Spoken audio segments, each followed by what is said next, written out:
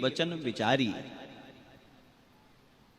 अभी देखते हैं अयोध्या जी के विषय में एक अवसर उपस्थित हो गया है। महाराज जी इतने वक्ता पैदा हो गए हैं जितने कभी नहीं थे। ऐसे ऐसे धर्मज्ञ प्रकट हो गए हैं, ऐसे ऐसे जिनकी पीढ़ियां चोरी करते करते निपट गईं, वो भी चोरी पर ज्ञान दे रहे हैं। जिनको देश में प्रसिद्धि इसलिए मिली कि लूट करके खा गए देश को, वो भी ज्ञान दे रहे हैं अयोध्या के बारे में। जिनके पुरखे अयोध्या दर्शन करने से भागते रहे यहां आना, वो भी उपदेश कर रहे हैं।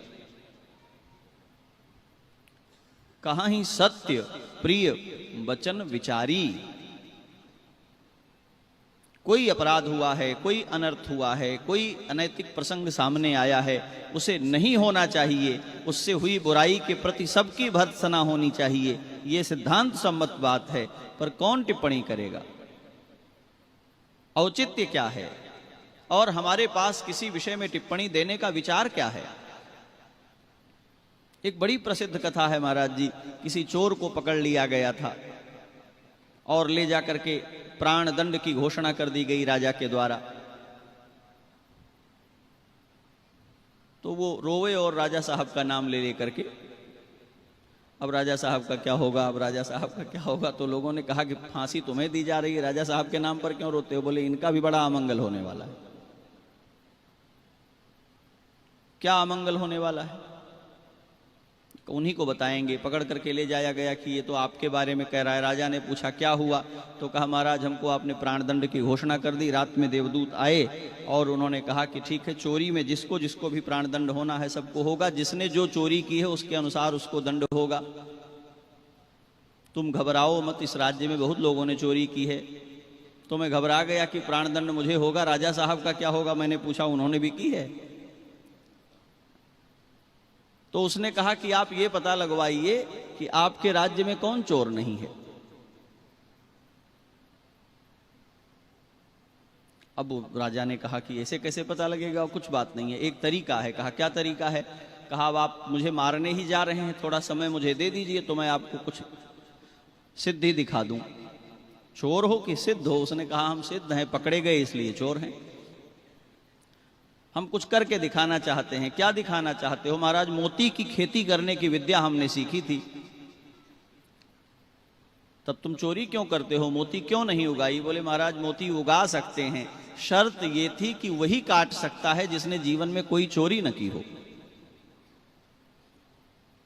तो बोले हम कभी कर ही नहीं पाए। हम उगावें, कोई दूसरा मोती काट ले जाए, तो हमने उगाया नहीं। हम काट नहीं सकते क्योंकि वो छूते ही गायब हो जाएगा।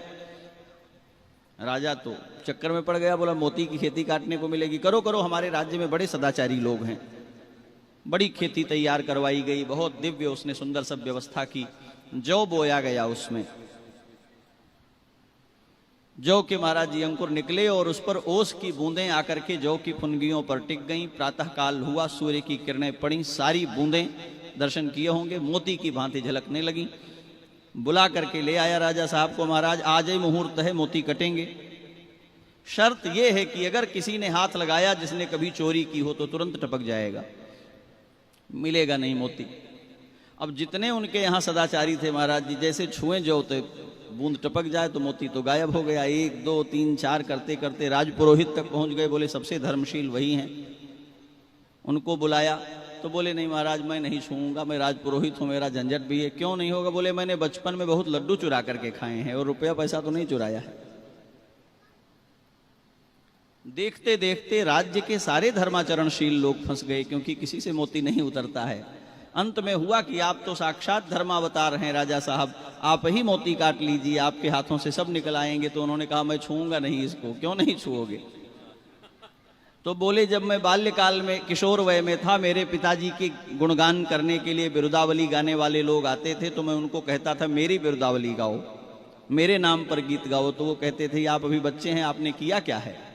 तो मैं उनको पिताजी के खजाने से रुपए मुद्राएं चुरा करके देता था कि मेरे नाम का गीत गाओ। तो मेरे पिताजी की बिरुदावली गाने वाले भाट चारण मुझे बचपन से मेरे गीत सुनाते थे।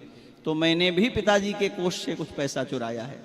तो हाथ जोड़ के खड़ा हो गया, कहा महाराज जब सारा राज्य आपका चोरी करने के बाद श्रीमंत बना हुआ है, पूज्य बना हुआ है, पदाधिकारी बना हुआ है, तो मुझ अकेले को क्यों मारने पर लगे हुए हैं? ठीक है, हमें किसी के बचाव दुराव से मतलब नहीं है। जिस प्रकार एक छोटे से प्रसंग में कूद करके देश भर के लोग बड़े नैतिक सदाचारी और दंभी बन करके श्री रामलला की और अयोध्या की और अनेक लोगों की निंदा और तिरस्कार में लग गए हैं, ये बताता है कि कलयुग कैसे तांडव कर रहा है।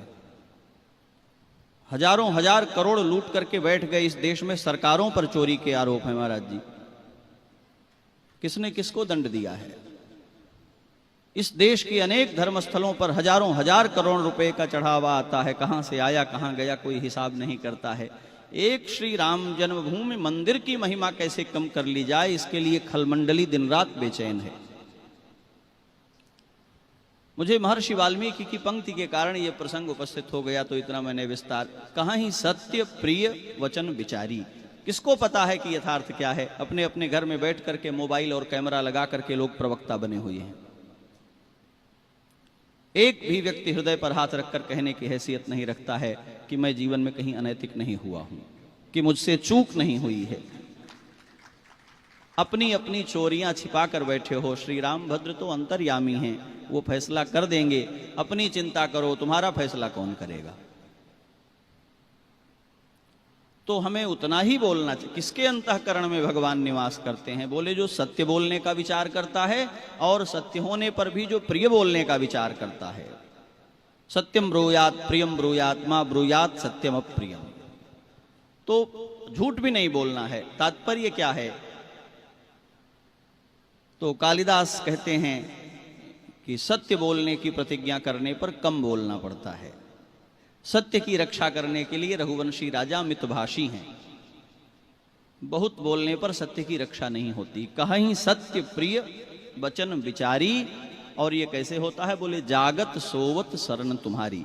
आपकी शरण का जिनको अनुभव है, जो आपके चरणों में पड़े हैं, जो निरंतर आपसे प्रार्थना करते हैं कि हे प्रभु, हे दीन बंधु, हम संसार के गुण दोषों का फैसला करने वाले नहीं हैं, हमारे गुण दोष आपके चरणों में हैं, आप हम पर कृपा करके हमारी रक्षा करें, उनके अंतःकरण में आप निवास करें।